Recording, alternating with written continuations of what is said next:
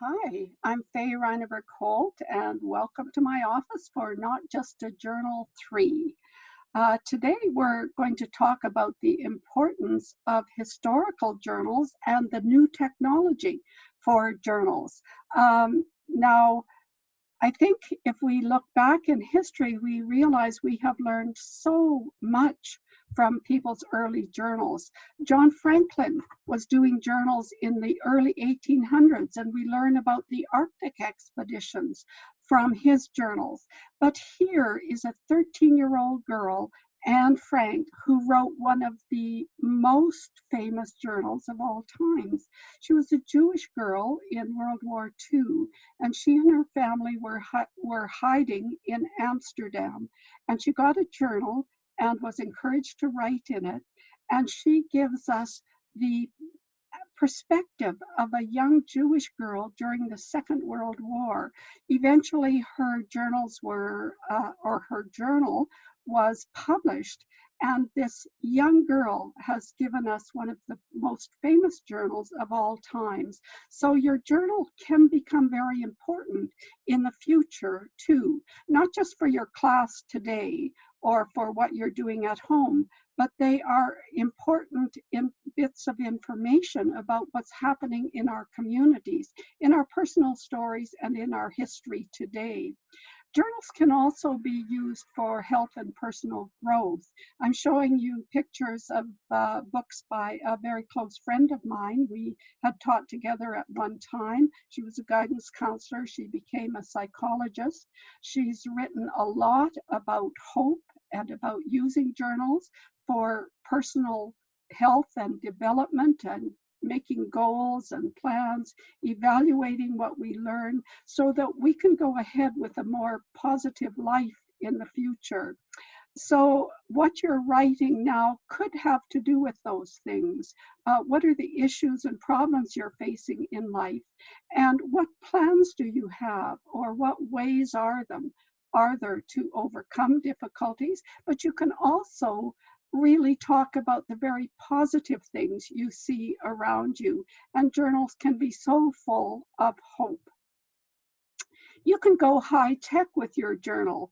And certainly there are programs for computers that allow for daily journals, but you could also do your journal on your phone, or you can do your journal recorded in some other way, some access you have to recording devices, for instance, on your camera. And you can make these videos or sound recordings that are terrific as examples of journals of today and the future.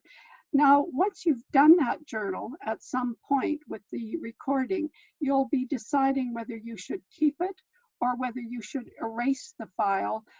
But that's the same as with a written journal. Do we keep it, or are there very private things in it where we just would like to hide it or not keep it for the future? Those are very personal decisions, whether it's the high-tech journal or the paper journal that some people write. But these are terrific new ways of writing journals. If you do a high-tech journal, I think it's important that you look at whether it's a private journal, just something you've done for you and your family or your teacher, or is it a public journal? And there are ways you can make your journal open to the public, perhaps to groups that are part of your class or some other group. Now, you can also post them online, but I suggest you be extremely careful about posting a journal online.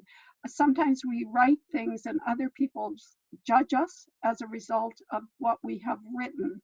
And you don't want people to bully you.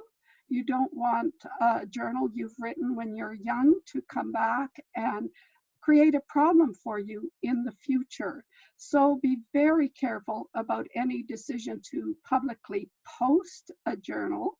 And I would suggest you talk to your family or you talk to your teacher about that kind of thing. Any topic you care about is valid for a journal, whether it's video or a paper journal. You can look to the future. Where are we going? And gosh, well, we have learned some things during this time frame that will really help us. So today I'm suggesting you might write about the most difficult time or the most difficult thing about circumstances in our communities and world today. You can write what you hope to achieve or what you hope to become for a job or career in the future. You can also write about what you remember. And no matter how young you are, there will be things that you do remember, and you might contrast them to what you're experiencing today.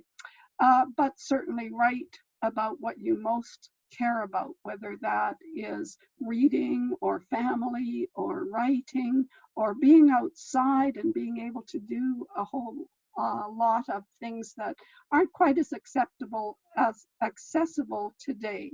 But thank you for joining me for this session on journaling. I hope you do enjoy creating your journals, whatever format that takes. And thanks to the Young Alberta Book Society for the work they've done in this program.